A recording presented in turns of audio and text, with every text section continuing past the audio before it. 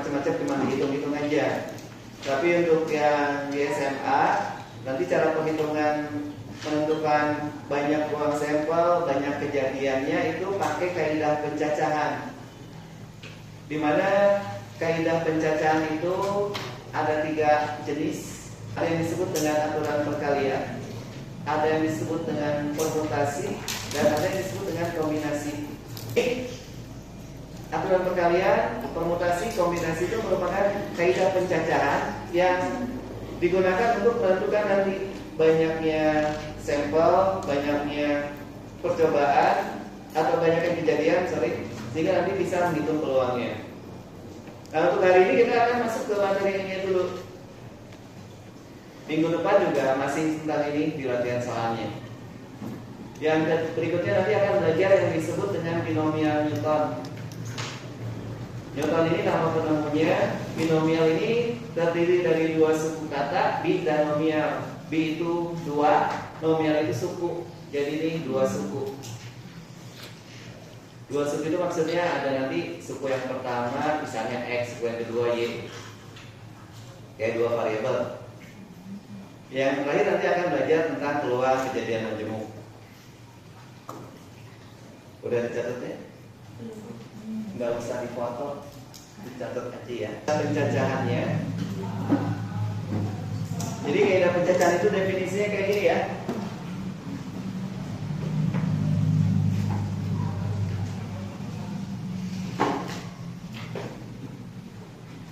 Jadi kaidah itu kan aturan yang digunakan untuk menghitung semua kemungkinan yang dapat terjadi dari suatu percobaan tertentu.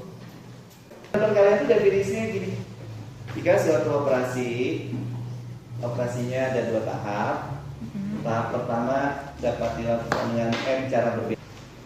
Kalau misalnya kita punya 3 pilihan baju dan 2 pilihan celana, terus kita mau pakai baju dan celana itu bersamaan, maka berapa kemungkinan pasangan baju dan celana yang bisa kita gunakan? Itu tinggal dikalikan aja. Jadi yang dimaksud dengan M itu adalah angka 3 ini nih. Ini kan ada M cara berbeda. Ini ada 3 pilihan baju. Terus yang N ini itu yang 2 pilihan celana. Tadi kan banyaknya cara yang bisa digunakan. Itu ada M kali N. Nah tadi M-nya 3, N-nya 2 kali jadi 6. Jadi ada 6 pasangan berbeda. Kita bisa gunakan baju dan celana tersebut. Perlu bukti gak ada 6? Misalnya celananya warna hitam gitu ya, warna biru. Iya. Terus sama baju dulu. Berapa baju? 3 baju. Ya, bajunya jangan hitam, merah. Ini baju merah, kuning, hijau. Terus celananya ada 2. Berarti ini bisa dipasangkan dengan kedua celana kan?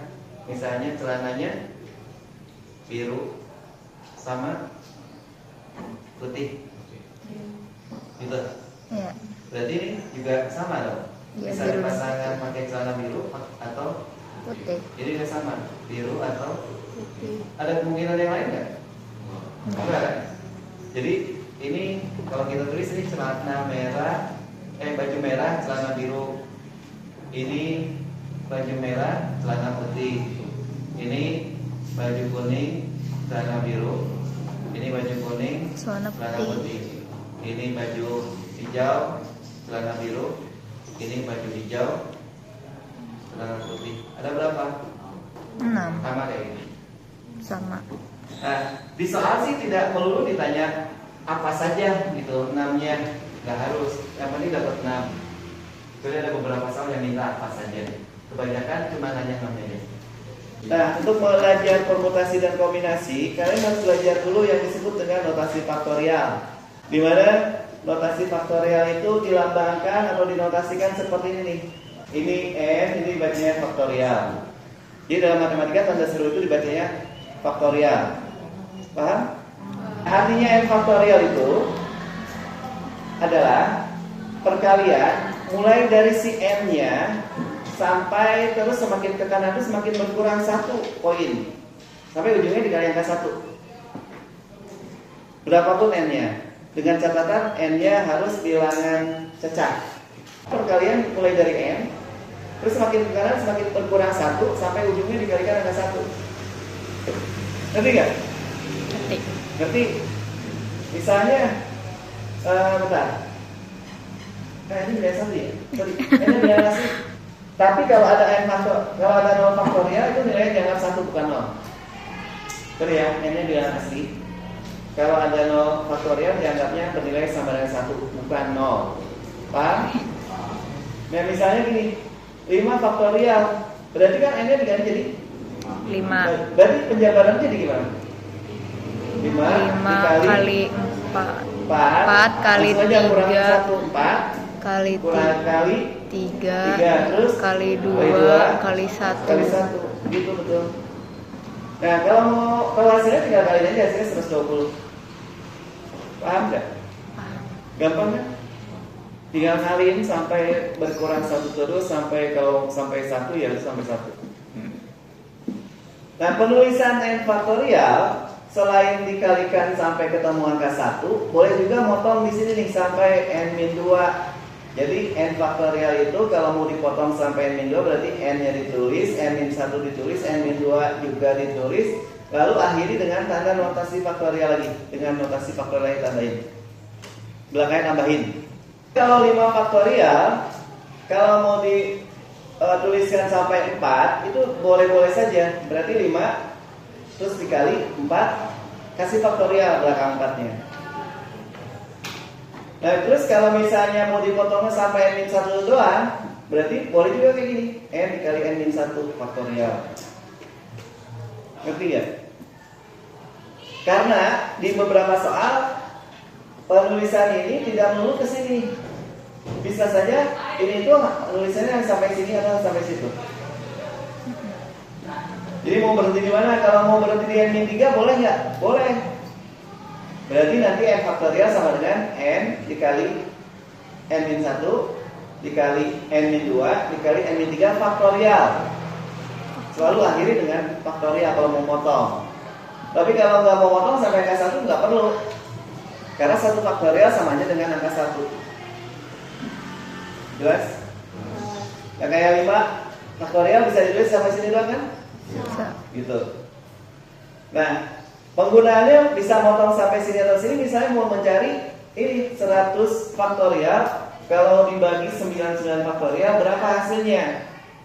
Nah, kalau kita pakai rumus yang pertama, berarti kalian harus ngalihin bilangan mulai dari 100 terus dikali 99 kali 98 ya kan?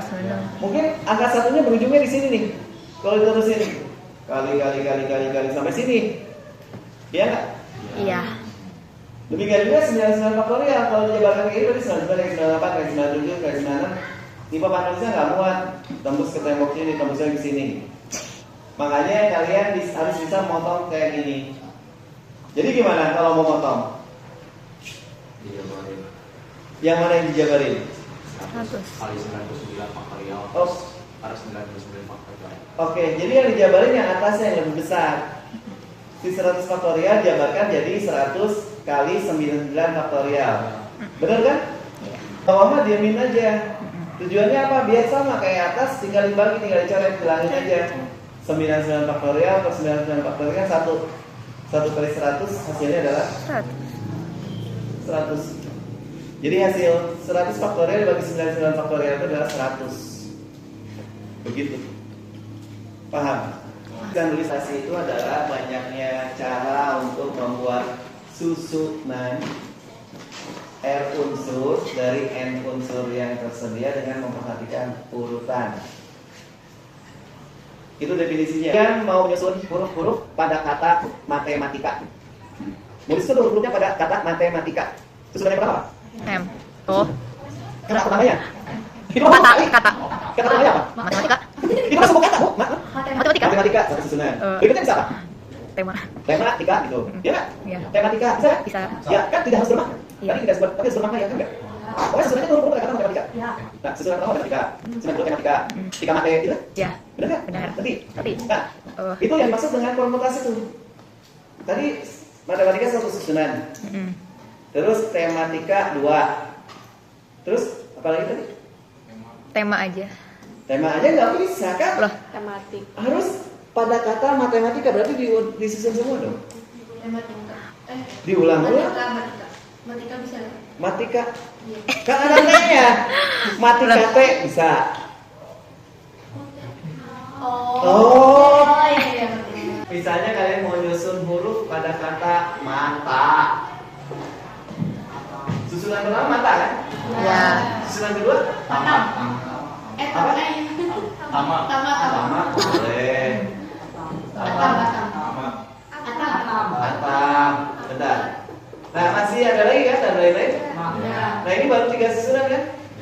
Nah, seluruh cara ini untuk menyusunnya itu disebutnya dengan permutasi. Untuk menghitung ini ada berapa cara? Itu namanya permutasi. Ini baru 3.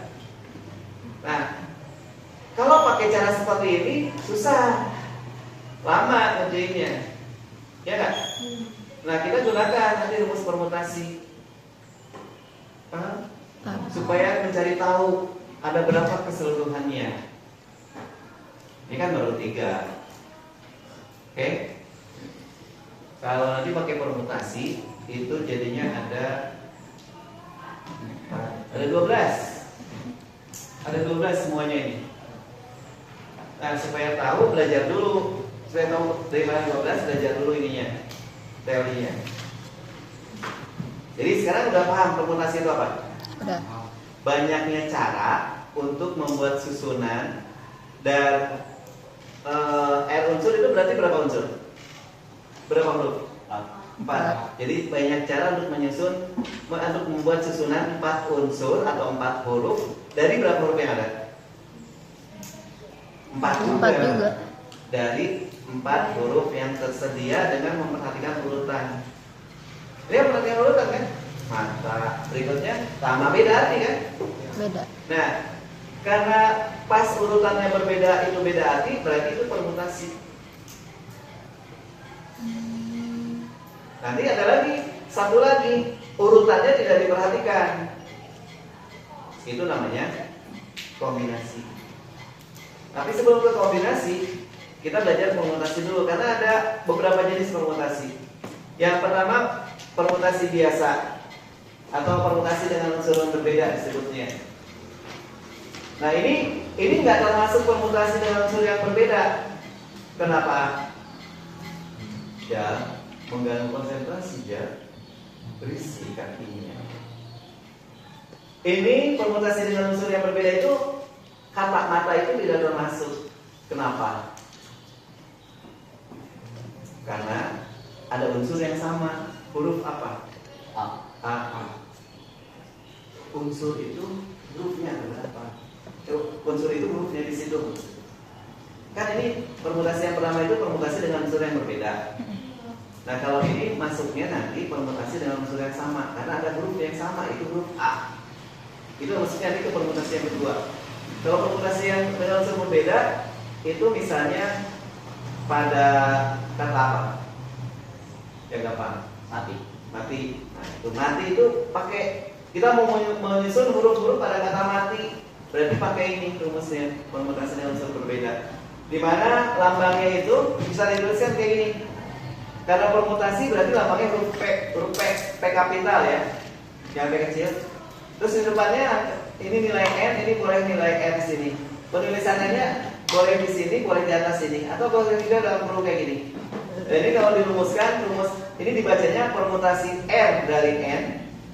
Sekali lagi, permutasi R dari N, rumusnya adalah N faktorial per N dikurangi R faktorial. Faktorial itu yang tadi tanda seru. Terus itu permutasi dengan unsur yang berbeda atau permutasi biasa.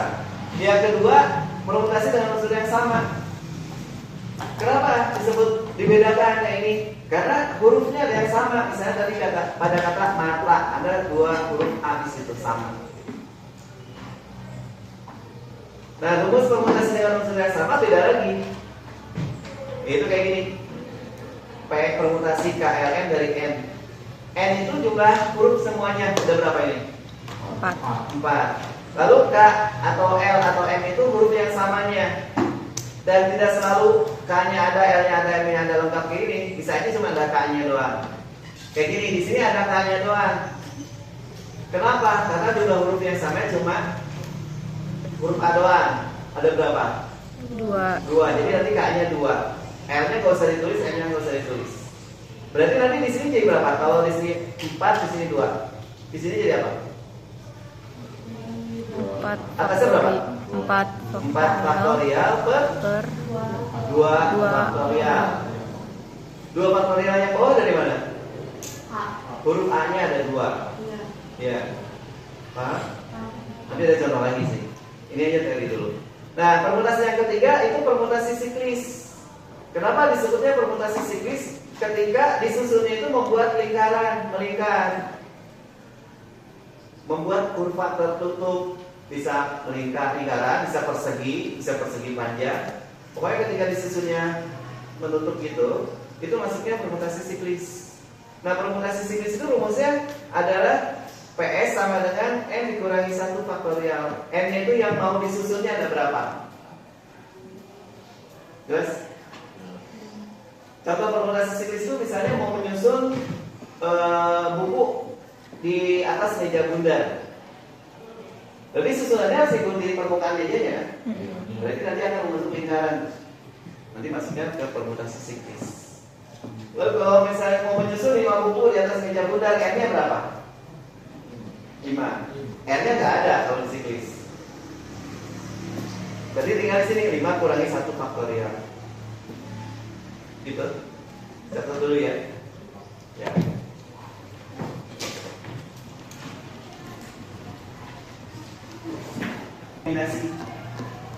Kombinasi itu definisinya mirip dengan permutasi. Bedanya apa? Di dalam kombinasi urutannya tidak diperhatikan. Jadi di dalam misalnya gini, jadi yang membedakan. Di dalam permutasi jadinya sama. Bedanya tanpa memperhatikan urutan. Jadi di dalam permutasi misalnya ada susunan kayak gini ya, AB. AB itu dianggap berbeda dengan BA di dalam permutasi.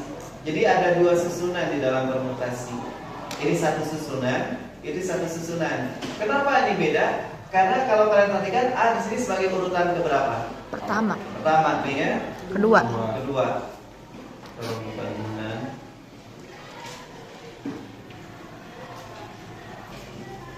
B-nya urutan Pertama. A-nya Kedua. beda kan? Beda. Beda, itu permutasi. Tapi di dalam kombinasi AB itu Sama aja. dengan BA itu dianggap sama sebagai satu susunan. Mau dia pertama, mau dia kedua, bodo amat, selama ada AB berarti dianggap sama. Itu dalam kombinasi. Jelas? Paham? Paham. Bedanya? Nah, kemudian kalau permutasi tadi notasi pakai huruf P ya. Kalau kombinasi pakai huruf C. So Inggris T apa? Combination. Jadi pakai C, bukan K. Jadi di buku apapun namanya C. Ada juga yang melambangkan V. Variation. Variation. Oh iya. Nah, jadi pakai C. Nah ini tulisannya sama R di depan, R di sini boleh atau di atas boleh. Ini berarti dibacanya kombinasi R dari M. M itu jumlah unsur keseluruhan ada berapa? R itu yang mau disusunnya kayak tadi sama. Nah rumusnya adalah N faktorial per M min N faktorial kali N faktorial. Apa yang bedakan? Dikali R faktorial. Bawahnya dikali R faktorial. Oh ini enggak. Gitu. Jelas? Jelas. Kemudian contohnya aja. Contoh ya. Ya. Tulis dulu tuh. DM. Misalnya seperti ini.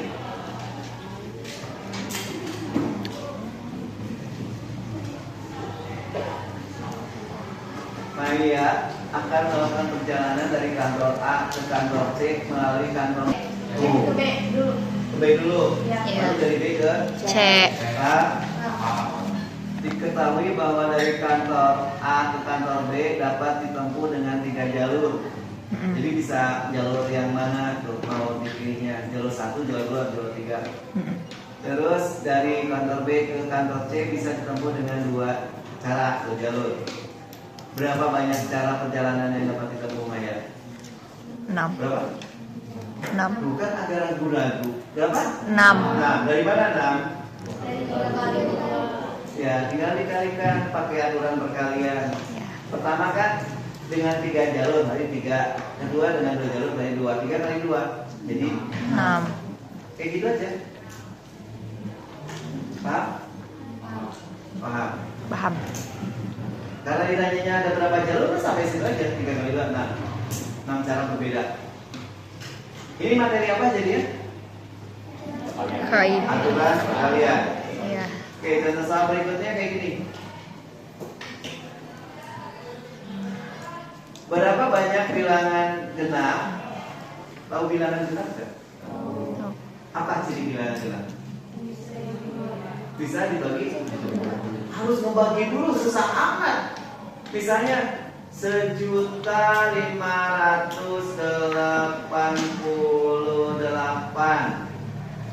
Itu bilangan genap enggak? 1.588. Bilangan genap enggak? Tahu dari mana? 8 ya. Bisa dibagi 2? Bisa. Tadi kan kalian definisinya apa bilangan? Bilangan yang bisa dibagi 2. Dan 1.588 bisa dibagi 2. Tuh, Ben, cepat hitungnya. Bila sudah dapat hasil, tolong diperbarui, dilakukan pembaruan definisi dari bilangan genap. Jangan sebagi 2 doang. Apa tuh? Bilangan yang kalau 124 bilangan genap bukan? Ya. 124 bilangan genap. 125? Tahu dari mana? Angka belakangnya. Angka belakangnya. Kenapa angka belakangnya? Angka belakangnya kalau yang 5 itu kan ganjil. Kalau 4 itu bisa dibagi 2 jadi 6. Ya. Jadi ubah pemahamannya, bilangan genap itu bilangan yang angka terakhirnya genap. Bisa berapa?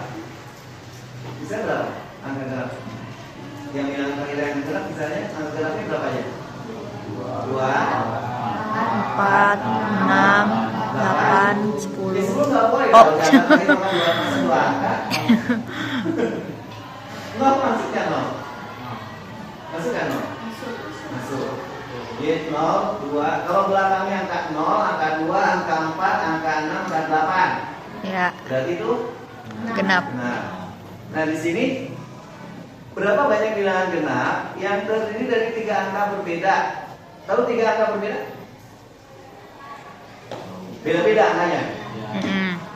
Dan tersusun dari angka-angka 3, 5, 6, 7, 8, dan 9. Nanti nggak maksud soalnya? Nyari bilangan genapnya. Bilangan yang dapat disusun yang terdiri berapa banyak bilangan genap? Berapa banyak bilangan genap yang terdiri dari 3 angka berbeda yang disusun dari angka-angka itu? Maksudnya paham? Kalian mau mencari tahu ada berapa susunannya? Kayak gini, yang kata mata tadi susunannya baru 3, semuanya tadi ada 12. Mm-mm. Nah kalau ini misalnya berapa bilangannya? Coba sebutkan satu saja contoh bilangan genap yang terdiri dari 3 angka berbeda dari angka itu. 356. Salah. Bilangan genap yang terdiri dari 3 angka berbeda yang tersusun dari angka-angka itu. Jawaban Acap 356 salah. 68. 356 salah. Kenapa salah? Hah? Kenapa salah 356? Karena bukan genap. Karena nggak ada bilangan 356. Emang ada bilangan 356? 356. Ada bilangan 356. Gak ada. 356. Itu Oh. Alamak. bilangan kan? Ya, benar. Kalau mau dibahas panjang bisa ya? Ya, Ya Pak, coba Pak. Gitu Pak. Nah ini kan 356. Ya. Gak bisa dibaca 356. Ini mah kode togel. Jangan terlalu togel. Oke. Jadi salah satu bilangannya adalah 356. Jangan dibaca 356. Iya. Kenapa? Karena bilangan itu ada bilangan jenisnya satuan, puluhan, Ratusan. ratusan, ribuan, puluhan ribu, ratusan ribu, jutaan. Ya. Sampai sekarang kuadriliun gitu ya. Iya. Yang kekayaannya ada sampai kuadriliun. Nah, ini baru satu kan? Mm. Coba sebutkan satu lagi. 358. 358. Baru dua susunan. Nah, kalian diminta menghitung ada berapa semuanya. Ngerti? Ada berapa susunan semuanya? Ini baru dua. Tapi nggak mungkin juga disebutin satu persatu gini kan? Iya, kasihan, kelamaan. Waktunya keburu habis. Gitu. Nah, jadi gimana cara penyelesaiannya? Gunakan aturan perkalian. Aturan perkalian tinggal dikali-kaliin kan? Ya. Nah, pakai bantuan. Kalau misalnya ada berapa angka itu bilangannya? 6. Mau nyusunnya berapa angka? 3. Tiga angka. Kalian siapin tempat 3 kayak gini, garis saja. Ini tempat pertama, ini tempat kedua, ini tempat ketiga. Ya, paham? Paham. Paham. Ini jenis bilangannya namanya bilangan apa di tempat pertama? Ratusan. Ratusan, ini Puluhan, satuan. satuan. Nah, pengen bilangannya genap kan? Ya. Tadi definisi bilangan genap apa? Bilangannya angka. Angka di belakangnya genap. Genap. Berarti kalian mulai dari angka berangkat sini. Ya. Mulai ngisi angka satuannya. Bisa diisi dengan angka berapa aja? 6 dan 8. 6 dan 8, oke, setuju? 8. 7. Dengerin. 6 atau 8 ya. Bisa ditulis di sini. Berapa banyak pilihan? 2. Taruh di situ 2. Ngerti? Seandainya di sini ada angka 4, berarti di sini boleh nggak? Boleh. Boleh. Jadi di sini berapa? 3. Sepakat ya. Sepakat. Jadi 2 itu bukan bilangannya jadi nanti belakangnya kayak gitu tuh 352, bukan. 2 itu banyak pilihan untuk mengisi tempat terakhir. Jelas? Kalau nggak jelas kesannya terlalu bingung. Makanya perjelas dulu. Sekali lagi 2 itu bukan bilangannya jadi 352, bukan. 2 itu menunjukkan ada 2 pilihan, itu bisa dengan angka 6 atau angka 8. Jelas? Lalu lanjut ke tempat pertama. Jangan sini dulu, langsung loncat ke tempat pertama. Di tempat pertama bisa diisi angka berapa aja? Semua bisa? Bisa. Bisa semua. Cuma di sini ada syarat berbeda. Berarti salah satu angka di sini nggak boleh dipakai lagi. Benar? Nah, di antara 2 ini yang dipakai berapa? Di antara 2 pilihan ini yang dipakai berapa? Bukan, tadi nanya di sini 6 atau 8 yang dipakai berapa? Dua-duanya dipakai? 6. 1. Isi di sini 2 angka? Oh ya, Enggak. satu. 1. Berarti di antara 2 pilihan ini udah dipakai berapa? 1. Jadi kita udah pakai 1 angka di sini ya? Sudah. Iya enggak? Ya. Bisa 6 atau bisa 8. Tapi kita nggak tahu. Ya. Dan nggak usah jadi tahu, pokoknya 1 angka udah terpakai, betul? Nah, kalau ada kata berbeda, berarti angka yang sudah terpakai tadi jangan dipakai lagi di sini. Berarti di sini bisa semuanya kecuali 1 angka di antara mereka berdua. Oke, semuanya ada berapa? 6. Semuanya Udah dipakai ada berapa? 1. Berarti tinggal 5. paham nggak? Oh iya, Bang. Paham? Semuanya ada 6 angka pilihan, tapi udah dipakai 1. Berapa Pak? Jadi tinggal 5. Untuk isi tengah tinggal berapa? 4. Kenapa? Semuanya ada 6, dipakai di belakang 1, di depan 1, udah dipakai 2, sisa 4 angka belum terpakai. Taruh di sini 4. Terus kalikan. Jadi 40. Jadi ada 40 bilangan genap yang terdiri dari 3 angka yang disusun dari angka-angka 3, 5, 6, 7, 8, dan 9. Apa saja? Ya kalau mau cari tahu kayak gini bikin. Tapi nggak akan diminta semuanya, paling contohnya aja. Karena lama kalau minta berapa aja lama. Kalau soalnya bentuknya kayak gini. Yang penting kalian dapat nih 40. Jadi ada 40 susunan. 2 ini diantaranya. Paham nggak? Paham. Ada pertanyaan nggak? Belum ada. Belum ada. Paham jadinya? Ya. Benar? Benar. Dicatat. Iya. Mulai berkurang berarti berapa jawabannya? 3 juga. Ya? Berapa? Ke 40. Kalau kata berbeda dicoret diganti boleh berulang. Bukan. 50? 60 dari mana? Ayo, ada yang paham? Coba pikirin lagi sebentar. Kata berbedanya diganti jadi boleh berulang. Tadi kalau bisa berbeda harus diapain? Yang penulisan untuk isi di sini diapain? Jadi 72. Berapa? 72. 72. Dari mana 72? Ah, iya benar. 3 tempat kan?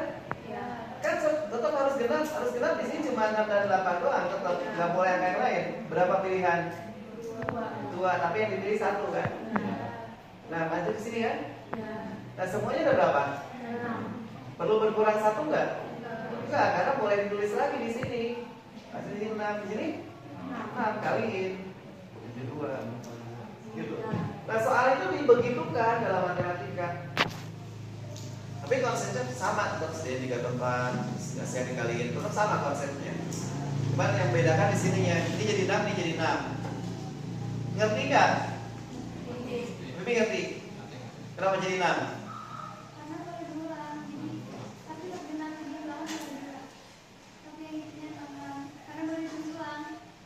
Oke, bentar cek.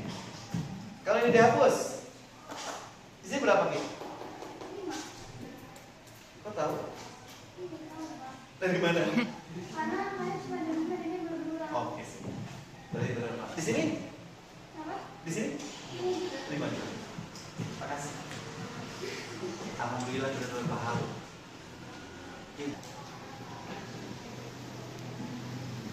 Nah, kira-kira ini materi masih yang sama nggak dengan yang barusan? Masih. Masih sama.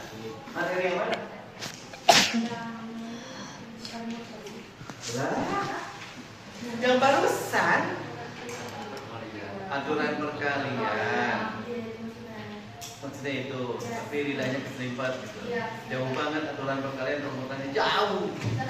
Coba pahami dulu soalnya.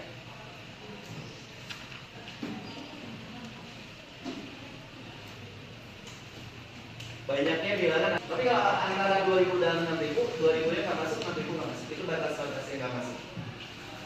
Yang dapat disusun dari angka-angka 0, 1, 2, 3, 4, 5, 6, dan 7, dan tidak ada angka yang sama, berarti boleh berulang nggak?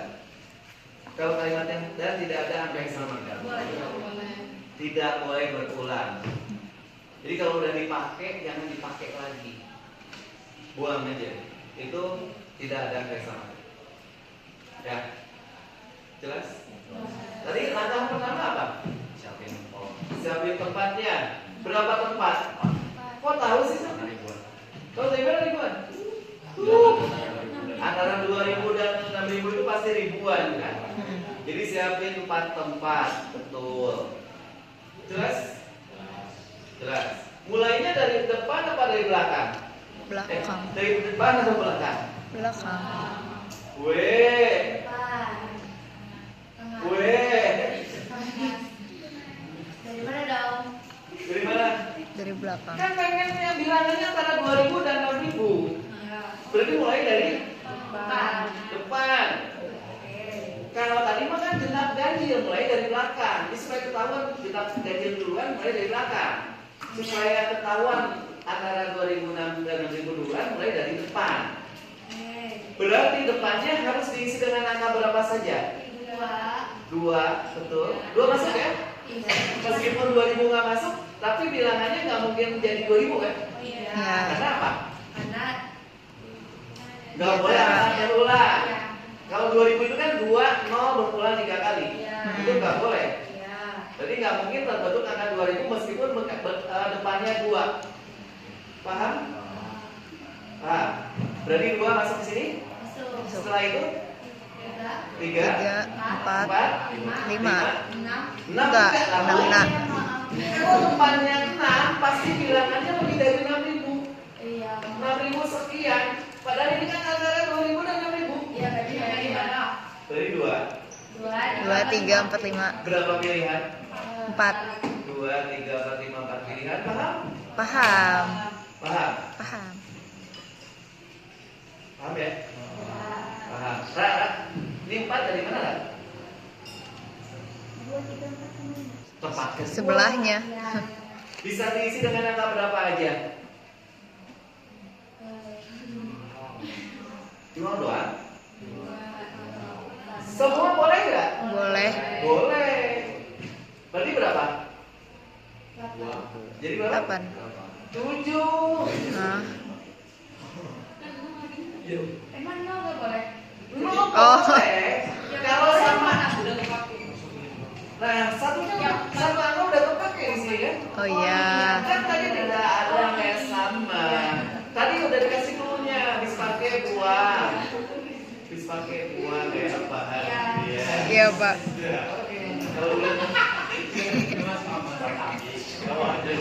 7. 7. Iya enggak? Ya. Ngerti enggak? Di sini berapa? 6. 6. Di sini 5. 5.